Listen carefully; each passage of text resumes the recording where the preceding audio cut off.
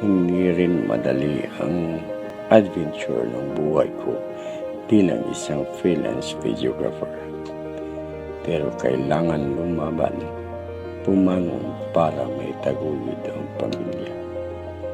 Basta ang alam ko lang maayos, masaya at higit sa lahat matuwid at wala akong nasaktan, nilapastangan na tao sa aking trabaho.